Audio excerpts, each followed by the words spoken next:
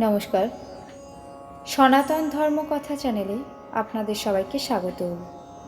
আজ রামায়ণের অযোধ্যাকাণ্ডের ২১তম পর্ব শুরু করব।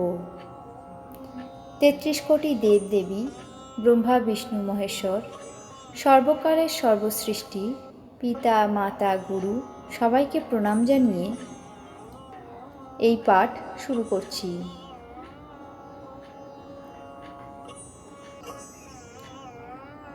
শ্রীরামচন্দ্রকে স্মরণ মাত্রই যে ভক্তজন বিষয়বিলাস তৃণের মতো ত্যাগ করে, সেই শ্রীরামচন্দ্রের প্রিয় পত্নী জগজ্জননী সীতার জন্য এই ভোগবিলাস ত্যাগ করা কিছুমাত্র আশ্চর্যের নয়। সীতা ও লক্ষ্মণ যাতে সর্বদা সুখী থাকে, শ্রীরামচন্দ্র সবসময় সেই রকমভাবেই কথাবার্তা বলতেন এবং ব্যবহার করতেন। যখনই শ্রীরামের অযোধ্যার কথা মনে হতো, তখনই তার চোখ জলে ভরে উঠত। মাতা পিতা, আত্মীয় স্বজন এবং ভাই ভরতের প্রেম, চরিত্র এবং সেবাভাব স্মরণ করে। কৃপাসিন্ধু প্রভু শ্রীরামচন্দ্র দুঃখিত হলেও পরিস্থিতি বিবেচনা করে ধৈর্য ধারণ করতেন। শ্রীরামকে দুঃখিত দেখে সীতা ও লক্ষ্মণ ব্যাকুল হয়ে পড়তেন, যেমনভাবে মানুষের ছায়া মানুষকে অনুসরণ করে।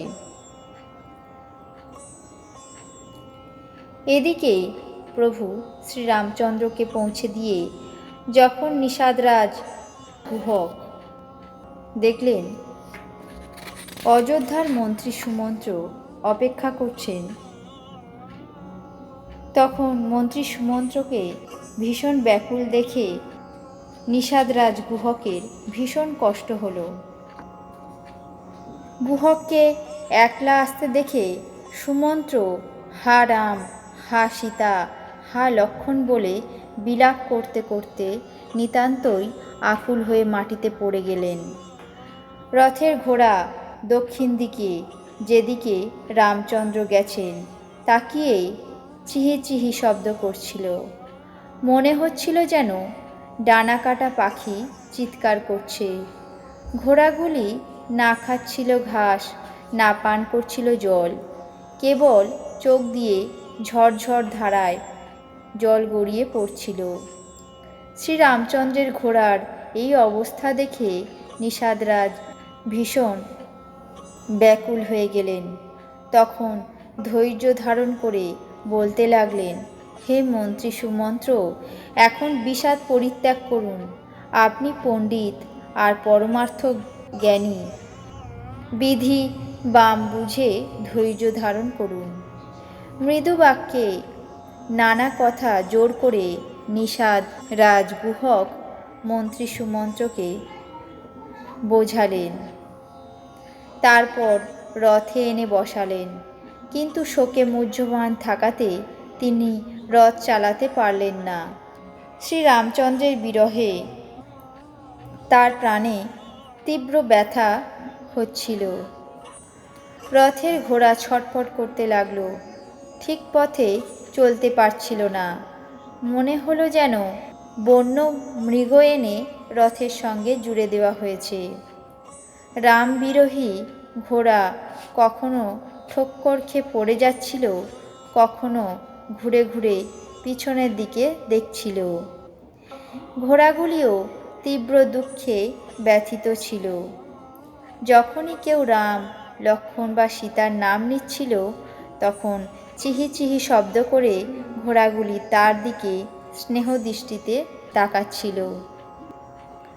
ঘোড়াগুলির এই বিরহ অবস্থা দেখে নিষাদরাজ ভীষণ বিষাদমগ্ন হয়ে গেলেন। তখন তার নিজের 4 জন উত্তম সেবককে ডেকে এনে সারথীর সঙ্গে দিয়ে দিলেন। নিষাদরাজ গুহক সারথি মন্ত্রী সুমন্ত্রকে পৌঁছিয়ে দিয়ে ফিরে এলেন। ব্যাকুল ও দুঃখে দিন হয়ে মন্ত্রী সুমন্ত্র ভাবতে লাগলেন যে শ্রীরামচন্দ্রবিহীন জীবনকে ধিক, এই অধম এই অধম শরীর তো শেষ পর্যন্ত থাকবেই না। তবে রামের বিচ্ছেদে শেষ হয়ে গিয়ে যশ কুড়ালো না। এই প্রাণ অপযশ আর পাপের ভাগী হলো। তাহলে এই প্রাণ কেন দেহ ছেড়ে গেল না? হায় নিজ মন, সুযোগ চলে গেল, এখনও তো হৃদয় দুটুকরো হয়ে যাচ্ছে না। সুমন্ত্র হাত কজলিয়ে আর শিরে করাঘাত করে অনুতাপ করতে লাগলেন। অশ্রুপূর্ণ হওয়াতে দৃষ্টি ঝাপসা, কানে কিছু শুনতে পাচ্ছিলেন না। বুদ্ধিতে বিকলতা, ওষ্ঠ শুকিয়ে গেল, মুখ লালায় ভরা। কিন্তু এইসব মৃত্যুর লক্ষণ দেখা যাওয়া সত্ত্বেও প্রাণ বেরোচ্ছে না, কারণ মনের মধ্যে অবধিরূপী সম্ভাবনাপূর্ণ কপাট লাগানো রয়েছে। অর্থাৎ 14 বৎসর পরে ভগবানকে আবার পাওয়া যাবে, এই আশা প্রাণ বার হওয়ার পথে বিঘ্ন হয়ে দাঁড়াচ্ছে।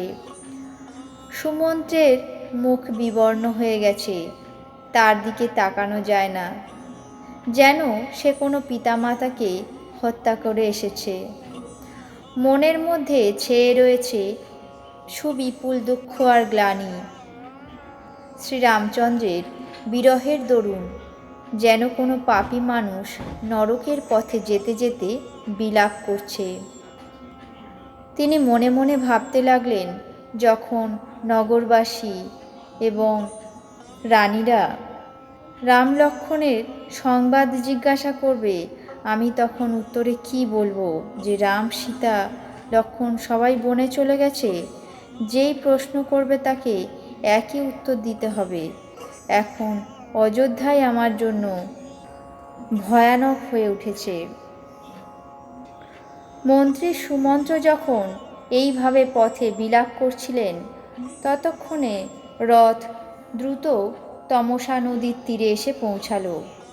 মন্ত্রী অত্যন্ত সবিনয়ে নিষাদদের বিদায় দিলেন। তারাও বিষাদে ব্যাকুল হয়ে সুমন্ত্রকে পায়ে ধরে প্রণাম করে বিদায় নিল।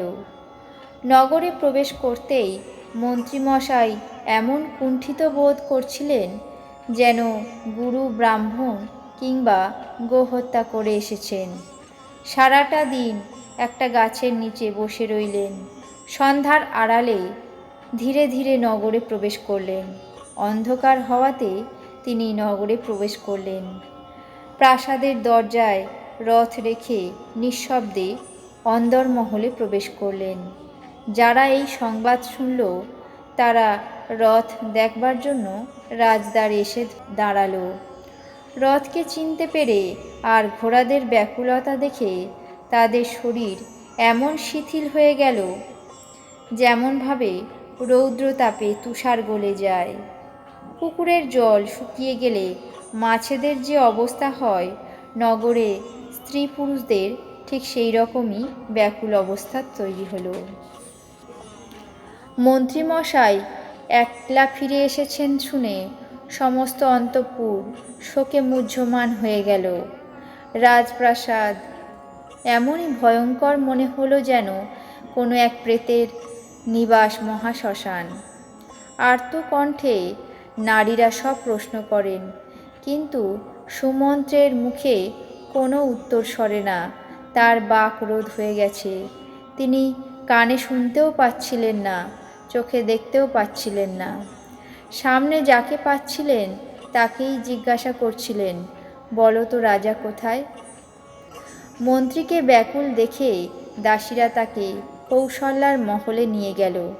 সেখানে গিয়ে সুমন্ত্র রাজাকে দেখলেন যেন অমিয়বিহীন চন্দ্র।